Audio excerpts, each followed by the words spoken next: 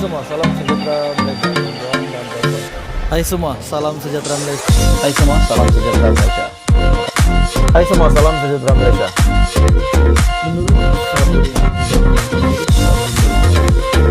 Hai semua, salam sejahtera Malaysia. Tuan dan Bapak semua. Hai semua, salam sejahtera Malaysia. Ini satu lagi keputusan mahkamah yang bagi saya amat mengejutkan. Dan sudah pasti keputusan mahkamah ini pasti mengejutkan ramai ahli politik di Malaysia, dan sudah pasti ini mengejutkan ramai orang.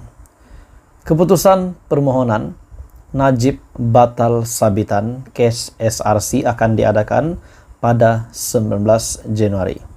Oke, baik, sebelum saya meneruskan, saya meminta jasa baik kerjasama Anda untuk tekan butang like, share video ini, dan jangan lupa tekan butang subscribe.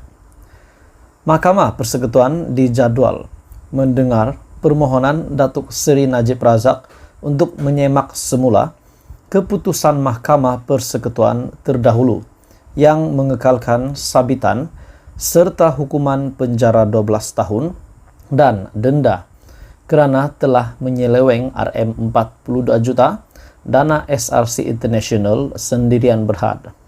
Bekas Perdana Menteri itu telah memohon untuk membatalkan keputusan yang dibuat oleh panel 5 hakim Mahkamah Persekutuan yang diketuai oleh Ketua Hakim Negara Tengku Maimun Tuan Mat pada 23 Ogos tahun lepas, atau agar rayuannya didengar semula. Panel terdahulu terdiri daripada Hakim Besar Sabah dan Sarawak Tan Sri Abang Iskandar Abang Hashim, sekarang Presiden Mahkamah Rayuan, serta Hakim Mahkamah Persekutuan iaitu Datuk Muhammad Zabidin Muhammad Diah, kini Hakim Besar Malaya, Datuk Nalini Padmanathan, dan Datuk Mary Lim Tiam Swan. Panel baru akan mendengar percubaan terakhir Najib melalui prosiding mahkamah untuk mengetepikan keputusan itu. Perbicaraan itu yang dijadwalkan bermula pada jam 9 pagi. Adakah ini bermakna keputusan yang dibuat oleh mahkamah ini? Adakah ini bermakna ada harapan untuk Najib Razak, bekas Perdana Menteri, untuk dibebaskan atau bagaimana?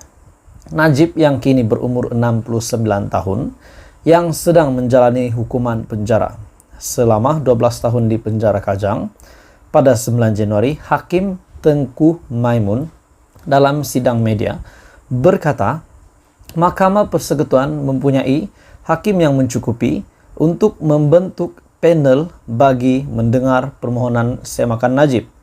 Sementara itu, ketika diminta untuk mengulas mengenai permohonan semakan Najib, Peguam Muhammad Hanif Katri Abdullah berkata, pasukan Peguam Najib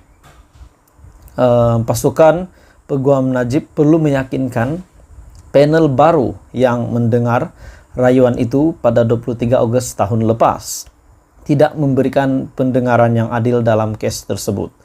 Jika mereka dapat meyakinkan mahkamah mengenai apa-apa isu yang menunjukkan Najib langsung tidak mendapat pendengaran yang adil, mahkamah boleh membatalkan perintah Mahkamah Persekutuan sebelum ini untuk mengetepikan perintah berkenaan. Rayuan itu harus didengar semula kerana ia belum didengar lagi. Rayuan tersebut akan ditetapkan untuk pendengaran semula di hadapan panel lain. Dan apabila panel baru mendengar rayuan baru di Mahkamah Persekutuan, maka mereka boleh memutuskan perkara itu. Sekiranya Peguam Najib sekali lagi berjaya meyakinkan panel baru bahawa keseluruhan sabitan oleh Mahkamah Tinggi dan keputusan untuk mengekalkan sabitan oleh Mahkamah Rayuan juga cacat dari segi undang-undang, maka mereka boleh mengetepikan sabitan tersebut. Halo semua, salam sejahtera Malaysia. Saya nak kongsi satu ulasan yang sangat menarik, sangat panas hari ini, dengan kenyataan daripada beberapa penganalisis politik. Di dalam entry di Twitter RPK ataupun Raja Petra, beliau ada membuat kenyataan bahawa ahli parlimen bersatu ataupun ahli parlimen Perikatan Nasional, ahli parlimen akan dipecat pemimpin parti akan ditangkap. Adakah memang RPK membuat kenyataan ini khusus untuk Perikatan Nasional ataupun Bersatu? Dengan case ataupun isu dana yang diseleweng Rm 92.5 bilion. Sampai hari ini menjadi tanda tanya rakyat Malaysia, di manakah uang ini dan adakah benar-benar digunakan semasa COVID-19 melanda Malaysia, semasa perintah kawalan pergerakan yang dahulu di bawah pimpinan Muhyiddin Yassin sebagai Perdana Menteri.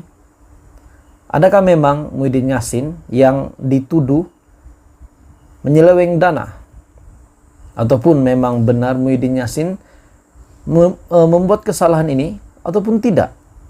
Dan sekiranya benar Muhyiddin melakukan, sepatutnya perkara ini akan disiasat lebih mendalam untuk membuktikan bahwa perkara ini terjadi dan benar-benar dilakukan oleh Muhyiddin Yassin ataupun pimpinan daripada Perikatan Nasional.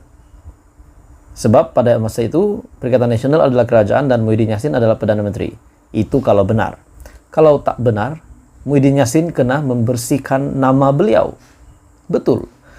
Muhyiddin Yassin bekas Perdana Menteri dan Menteri ketika Perikatan Nasional, Perdana Menteri ketika Perikatan Nasional menjadi kerajaan dahulu. Beliau kena bersihkan nama beliau lah. Disebabkan terdapat banyak tuduhan yang mengatakan bahwa isu seleweng dana. Baru-baru ini pun beliau telah ke London. Beliau telah menerima banyak tuduhan, membawa banyak duit, dan kenyataan daripada RPK, Rm 4.5 bilion masuk akaun Bersatu. Sebab itulah Perikatan Nasional sangat mewah semasa mereka berkempen untuk pilihan raya umum ke-15. Dan spekulasi demi spekulasi yang menguatkan spekulasi ini bahwa memang Rm 4.5 bilion telah diterima oleh akaun Bersatu adalah Parlimen Marang, Parlimen Kemaman, dan Parlimen Kuala Terengganu. Petition telah difilekan untuk membatalkan kemenangan ke semua ahli parlimen yang dimenangi, ketiga-tiga parlimen yang dimenangi oleh PAS PN. Di ketiga-tiga parlimen ini termasuk juga Presiden Hadi, Presiden PAS Tan Sri Abdul Hadi Awang. Dari mana mereka boleh dapat duit? Sebab dakwaan mereka telah merasuah setiap keluarga Rm 500 hingga Rm 1000, geng.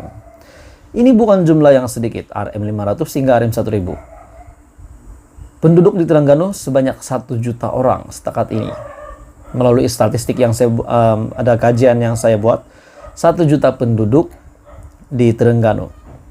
Dan kita katakan keluarga hanya 500.000 keluarga. Jangankan 500. Bayangkan tuan-tuan dan bapak semua, kalau 500 darab dengan 500.000. Macam mana PN, PAS PN boleh menampung, memberi rasuah sebegitu banyak. Itu kalau benar rasuah. Sebab UMNO telah memfilekan petition untuk ketiga-tiga parlimen ini. Parlimen Marang, Parlimen Kuala Terengganu, dan Parlimen Kemaman. Memfilekan petition untuk membatalkan kemenangan 3 parlimen ini yang dimenangi oleh PAS PN disebabkan mereka telah memberi uang sogokan kepada setiap isi rumah. Jadi tuan-tuan dan bapak semua, adakah benar ahli parlimen akan dipecat dan pemimpin akan ditangkap? Pemimpin parti akan ditangkap. Apa komen Anda? Teruskan bersama di dalam channel ini untuk perkembangan politik yang lain.